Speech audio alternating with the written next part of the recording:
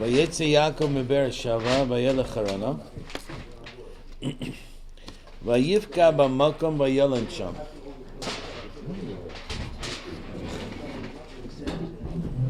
There's a boy by the name of Mendy that you know well. I think he's your neighbor. Okay. Yeah.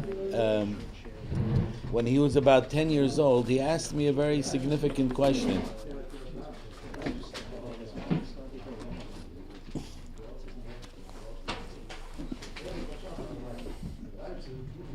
We good? Vayivka b'makom sham kiba shemesh, and Yaakov Avinu established tefillah, Maariv.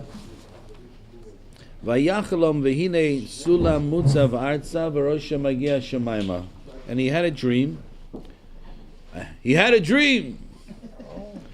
Sulam mutzav arza, there's a ladder established in the ground. V'rosha magia ada shemaima, and the top of goes all the way into the heavens. V'hinei, and behold, malachei elokim oilim v'yordim boy. There were angels first going up, and then secondly going down. So Mendy, that's Alter's son. Yeah. You figured that out, right? Yeah, I figured it out. Yeah. Mendy asks a brilliant question. If you're an angel and you got wings, why do you need a ladder? Angels don't need ladders. Who says they have wings? We have two. We have in Yeshaya. We have in Daniel. Shneis shesh knafayim le'echod. Shneis knafayim le'echod. Yeah, it's psukim. It's in all the pictures. That's mafurish. I didn't want to argue with the picture, but if you wanted a source, and Daniel said, you know what was written on each one of the wings of the angels? No. Baruch Shem Kvoid Machusa Leolam Void. No. Kvoid Machusa is missing. So now the angels have four wings because after the Churban, Daniel said, Eye Kvoid Machusecha, where's the honor of your... Right? And then he understood that Hester Panim is also an expression of Kvoid Machusa. Right? But that's not our subject. But tell Mendy that I'm still quoting him. The brilliance of learning something again and again, and then bumping into a question that you say to yourself, like, why didn't I think of that?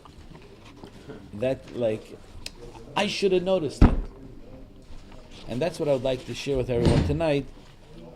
One of the stories in the Parshas stories, it's a gilui of the Torah, but there's such a hidden message, and in this message you get a profound lesson, and you're going to say to yourself, why didn't I notice that? So let's look let's look at the message.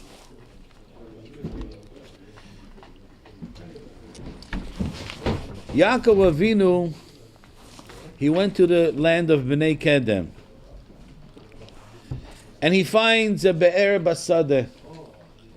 He finds a well.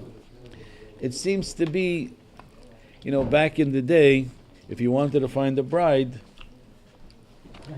it's not 7-Eleven. It's not 7-Eleven. It's a be'er basadeh. A bar. A bar. No, that's close. A bar basadeh. Yeah. You go to the bear. What happens when you have a lot of people looking for a shidduch, right? And that means you have a very big bear. What do you call a very big bear? Problems. A lake, like Lakewood, right? Right? A lot of people looking for shidduchim. A bear won't do it. So what do you get? A lake. All right. Moving right along. Now listen to these words. V'hinei sham shlosha edrei tzon rovtzim alea. You know what the eder of tzon is? It's a flock of sheep. And these flock of sheep are hanging out by the be'er. Ki mina be'er ahi yashku ha'adorim. Because from that well, all the flocks of sheep will drink. And there's a big stone on the mouth of the be'er. And what happens? V'nesfu sham kol ha'adarim, and all the flocks of sheep come to get there. V'galu ha'even me'al pi ha'be'er. V'hishku tatzon, and the adarim, the flocks of sheep, will roll off the stone, and then all the sheep will be able to drink. But they have to wait until all the flocks of sheep come. You mean the force of all the sheep? That's so far what it's saying. Because we're not talking about people. Not the people? We're talking about adarim. Adarim. Vayomer lehem Yaakov. Now Yaakov is going to talk to them. Who's them? The adarim. Achai! My brothers. Ma'ayin atem. Where are you from? Vayomru mechoron anachnu. Okay, now the sheep are talking. It seems to be the sheep are talking. You know, it's cool to see a sheep talk. You know? The snake talk to other. Right. In New Square there was a fish that talked, no? In New Square there was a fish talk. But you know what the sheep say? Ma ta omer. That's good. All right? So what happens? We're going to ad-lib some of the trup here. Vayomer lahem, and he said to them, Hayedatem et Lavan ben Nachar? Did you know Lavan ben Nachar? And now Sof Pasuk, Yedanu. Like, you have to kill the party? Do you know Lavan? Oh no, here we go. What, he owes you also? So? Vayomer lahem, and he says to them, Hashalom lo, Vayamro shalom. See you later. You're related to him? Time to leave. V'hinei Rachel bitoy ba im hatzon, and Rachel is coming with the sheep. So now he gives them a little more musar. Odayam gadol, it's a big day. Lo es of amikra. It's not a time to. He's now talking to the sheep, or he's talking to the guys? Talking to the guys. Yeah. Well, we're talking about flocks of sheep. Hishkuat son ulchuru. He's telling them, be shepherds.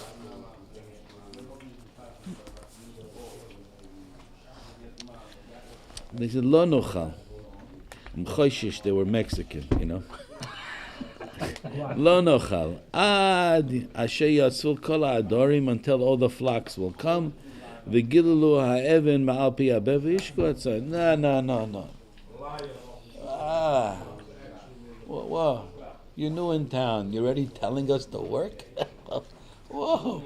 Relax. Odenu midaber imayim. Listen to the words of the pasuk. He's still talking to them, right? And what happens? V'rachal ba im hatzon, asher la'avia. She's coming with her father's sheep. Ki ra'ahi. She's a shepherd. The subliminal message that's being portrayed here is that there are types of people that don't care, and there are types of people that are shepherds that care about their flock.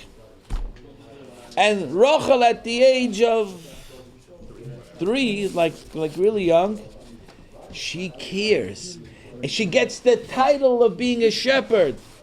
Everybody else, there's no shepherd, they're flocks. They're flocks of sheep. They're not an identity. They don't exist. Even if they're directed, go do. So I'd like to share with you the characteristic that's being expressed to us about Rachel Imeni, even at a young, tender age. In the environment that she lives in. L'mashal, have you ever traveled like to France, Europe, certain places? All the time. Well, He's joking, right? no? If you travel to certain parts of the world, you'll discover the architecture in certain places are magnificent. And if you go to Poland, it's terrible. Yeah, terrible. Why? No, but I've seen. Pride. Prague. Prague is beautiful. When you have people that are craftsmen and they're building a building that they know it's going to last for 500 years, they put a lot of their koiches into the detail because they take pride in what they're doing and they make it magnificent. Then there are other parts of the world. How cheap can you make it? It will stand for how long? 10 minutes? Good.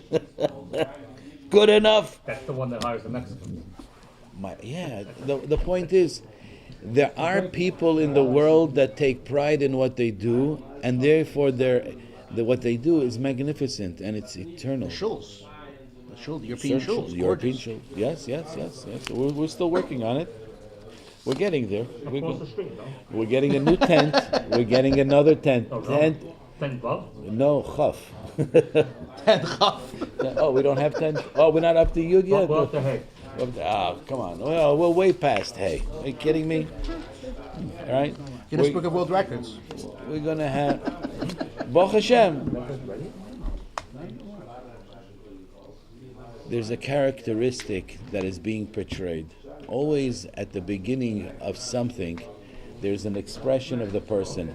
Who's Rachel at the tender age of 3? She's a girl that cares and she's meticulous and she takes care of. Shivei Vayeitzei, when you talk about the Aves, Moshe Rabbeinu, they were all shepherds. They were Vayeitzei. They were not part of a Doran. Where did Rachel get her from? She had a riffraff as a father. It's nafshias. 3, 4, 5. It's Rashi. It's famous. Rashi said it's Rashi before that how was Esav and Yaakov already fighting to go to Bais Medrash? The Yitzhar was inside them. People are born with a teva still.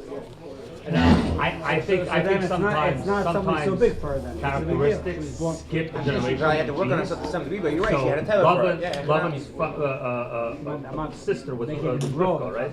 Right. But you're right. So She had a Rivka, teva. Lavan, it skipped. It didn't go to Lavan. It went to Rachel. They say on the Maisa of Yaakov and Esav, when they passed by a shul, she felt knocking. When she passed by a church, they felt knocking. So they fracked the kasha, the Achronim asked a question. Maybe it was only one tzaddik, and went to a church, he was screaming, Shabbos! He was knocking. They went to a shul, let me out! But what's the reason? He's making machol! Run! But what's the reason why Yaakov was? No, it's an option. Lankry. It's a good question. What's the reason why good question. Yaakov was banging when he passed the shul? He was learning with a malach. You want to get out? I want to go. Get me into the game. It's a real kasha? He hurts. It's a real kasha? Yeah, of course. You know they have a morgue. You know what the teretz is? Yes, I know, yeah. What's the teretz? So I heard it's not. Can I say it in front of you? You're right. Okay. That he saw he was learning with a malach. So it's like, what's the big deal to hear all the secrets of the Torah and know everything? You go to the shul and you work hard for it. You want to discard. So you want to discard. That's a nice teretz. A very nice teretz. The teretz I heard is that real tzaddikim don't make Shabbos. That's not what they do. They don't make tumults. Chaim Kanievsky is not on the front line screaming Shabbos. The big. So it couldn't have been a Yaakov Avinu that was doing it. So it had to be. There's an Esav. All right. You didn't want to chavrusa with Esav also, as they say. Yeah. Trying to get away from you. We could flip it also. Esav could have learned something from Yaakov. It's not always the way. If it goes one way, we have to go the other way. It's going to be open. When we talk about our own personal business, people want success. Our society today defines success by a dollar sign. Equate. Success, in the eyes of Rachel Imenu, was being meticulous and being caring.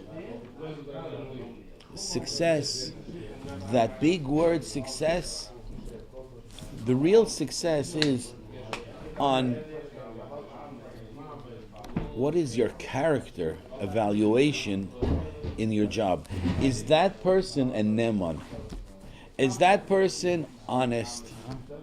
Does that person take pride in his work that he says, no, I'm not leaving the job until everything's perfect? You didn't pay him for that extra time and that extra, whatchamacallit? Shiva Vayeitzei al Avos HaKadoshim the Imois. They're telling you it's kedai. This is the way of life. The way of life is don't be a chopper.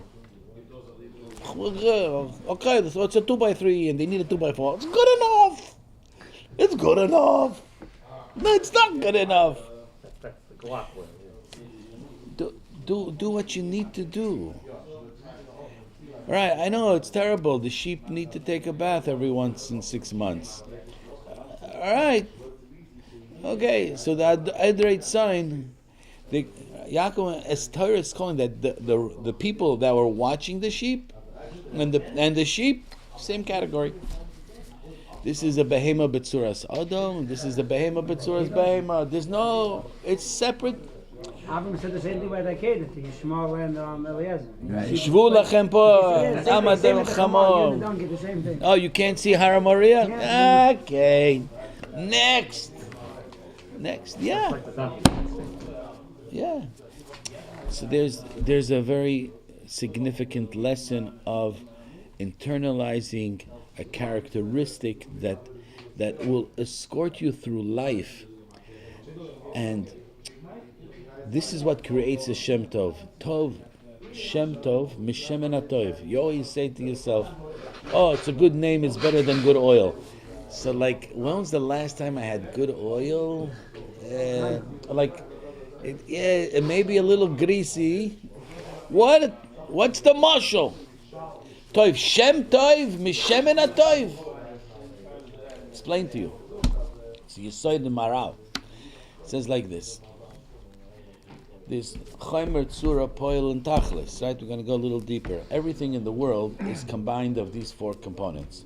Scheiner, it's plastic. Tzura, the shape, it's round. Poil, it could be a paperweight, it could be a door jammer. The Tachlis of this is to be a cup. The best use of this, Tachlis. Scheiner, Tzura, Poil, you could do a lot of things. Tachlis. The tachlis of a person, right? Everybody has different skills, right? And there are people that can do a lot of things. Tachlis is finding out what is the preferred, the best thing for you. The Maral writes this on Valuchos Maise Lokim Hema Charus Ala Luchos Al Tikra Charus Ela Cherus. Don't read engraved, read freedom. This is, if I would make that drasha, they would hang me. What are you changing the words of the Torah? Al tikre. Don't read charus. No, read cherus. So you would say, okay, he's dyslexic. He doesn't know how to read. But how can you justify that word and changing it? There's so many drushes of al tikri and read it like this. What does it mean? Explains the Maral. Let's go through the stages of Scheiner, Tzura, Poil, and Tachlis. Right? When you have a stone, so the stone, the Scheiner is lime, let's say. The Tzura could be square, round, whatever it may be. Scheiner, Tzura. Poil, you could do a lot of things with it, or with a rock. You can throw it on somebody and scream Shabbos. All right? You can shoot little BBs or whatever. You could do a lot of things with a rock. You can kill Goliath. Throw stones at the end. Tachlis is what is the best possible use for any stone in the world? Cemetery. No, Luchas Abris. To become the Luchas Abris. Explains the Maral. Al tikri chorus. Don't read engraved, because that's still not the Tachlis. Because the engraving of the Luchas It's just the physical aspect of how the Luchas said the words of Anoichi Hashem. But read Cherus en ben chorim elamisha oisek batar. The result of the learning of what's written is what will create you to be a free person. And that's the bigger lesson. So it's not downgrading or changing what the Chazal says. It's actually taking it to the next level of understanding, which is brilliant. Back to the Shem Tov, Meshemen HaTov. Shemen is an expression of potential. You can put a wick and you can make a light. And that's great. A Shem Tov means you're already giving light. Al tikre Shemen. Al tikre Shemen HaTov, Ela Shem Tov. What is the difference? One is the fruition of the light, and one is the process. Meaning to say, Shemen Tov is something that is in a process to give you perfection. A Shem Tov, when you have a good name already, that's the tachlis. The poyel is Shemen. Shemen is something that can help you get light, and through light you'll be able to be inspired, and through inspiration you're able to learn, and you're able to grow. When you already have a Shem Tov, that means you've already reached the tachlis of what Shemen could possibly be for you. So therefore it's not a contradiction, and it's not altering, but it's what actually doing, saying this is the purpose of that. Just like engraving letters on the Luchas Habris is Charus, but the purpose, the tachlis of Charus, is to come to Cherus. So therefore, when you look at life, when you look at potential versus actual, there's many times a discrepancy. But what you really need to figure out is, how do I be a roya neman? How do I be a roya tzayin? How am I going to be sensitive? There's a mice in the Gemara with Rabbi that the Shepsel was not, ran to him to hide from the Shoichet. I know, I'm guilty of shechting. Right? And Rabbi said to him, no, this is your tafkid. Back to the Shoichet. Yeah, but maybe give it a little love first. Right? There was a certain, Chazal are saying it, I'm not, but there was a certain sensitivity that was lacking. Right? And therefore, in the world of tachlis, you want to be the person that reaches potential. Life is the opportunity or the process to reach your potential. When you reach your potential, you feel free, you feel elated, you feel successful, you feel... And everyone has a different tachlis. Everyone is a different type of shemen. So therefore, it takes a lot of soul searching in yourself to say to yourself, what am I going to do with me, with my kelim, with my chomer, tzura, and poil to reach my tachlis? It's a process of figuring out, and many times there's a lot of trial and error. But when you do figure out what's your real tachlis in life, then you're liberated. If a person's mission in life is to be a parnes, he's liberated. If his mission in life is to go around and give free smiles and hugs, when he does it, his neshama is ignited. Can he change if he reaches his target? Then it can change. It could be like a 3-second hug instead of a 1-second hug, and then when he gives that, it could be a 5-second hug. You know, it's very fascinating. You know, when I was a kid, I obviously I grew up a little bit. You know what I'm saying? Not too much. I try not to grow up, but it doesn't listen to me. When I was a kid, we went to camp, and when we went to camp, Camp, yeah. There was Camp Aguda. I was in Camp Aguda. And every week there was another gadol b'Yisrael that would come, Rav Yaakov Kamenetsky, Rav Ruderman, we saw all those pictures. From Aguda. Oh yeah. I remember seeing all of these gedolim. And we would be in learning groups. Little kids, we were just picking our nose, saying yes to the Rebbe. I want to play ball, right? Hey, another minute, okay. Time for learning never ends. Yeah, cleanup begins now. And we just ran. When Right? is recess? When is recess? But you know what? These Gedolei Yisrael would come and just watch us learning. I mean, we faked it well. Okay? He's here now. Fake it good, and that was their nachas. That was their I've invested my whole life, and I see there's a continuity, and it's so beautiful. It's amazing. The next generation. Yeah, and to them there was nothing really more important. And all the geulas and Yeshuas, you can give stand on your head, spit nickels, and the daven tehillim 43,000 times, right? Hevel pm shel tinoike shel beis rabban. That's the Kadosh Baruch Hu waits for that. It's pure. That's how we were saved from Haman, really. Exactly. And the truth is, ultimately, you come to discover at some point in life that the purity of a child, when I was a young father, right, kids were a burden.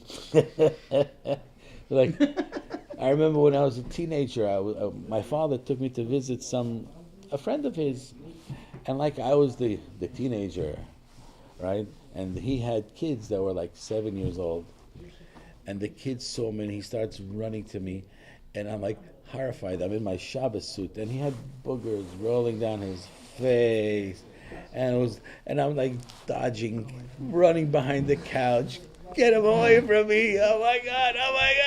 And he just, all he wanted was to hug me, right? Because I'm like the older kid. He came to visit me. And I'm running for my life. It's my new suit. But you know what? You know what? You can imagine that picture. Yeah.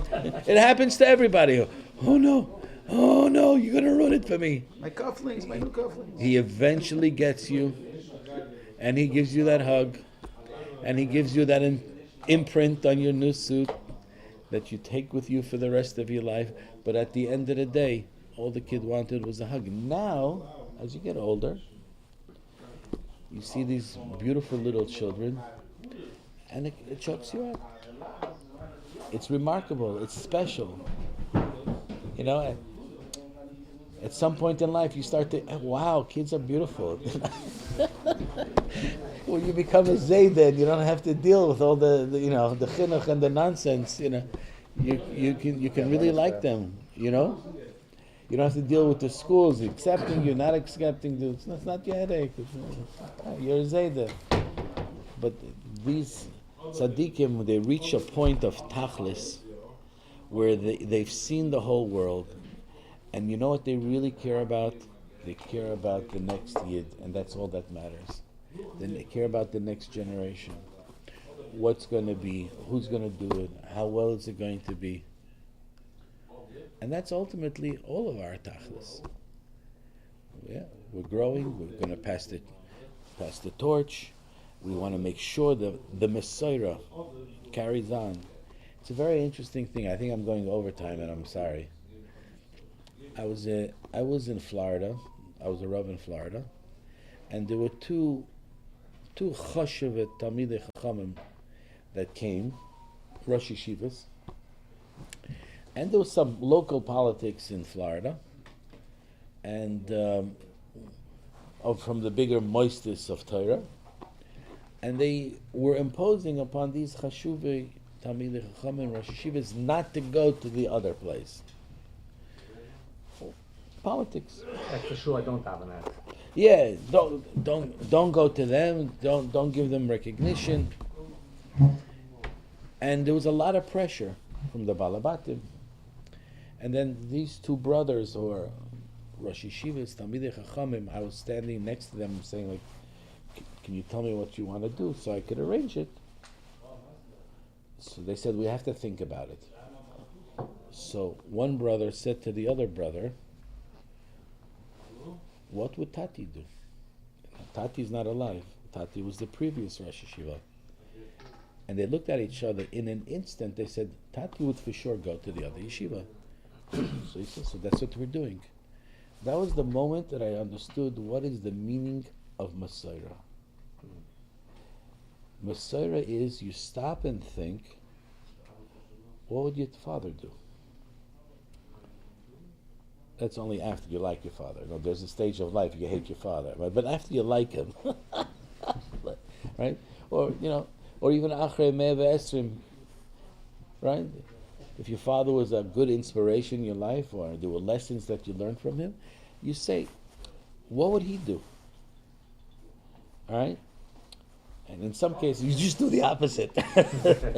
No, but if it was somebody, or let's say you had a Rebbe, and you say to yourself, what would my Rebbe do? That's Masorah. When you start thinking Masorah, then you're really living a life of Tachlis. Good Shabbos.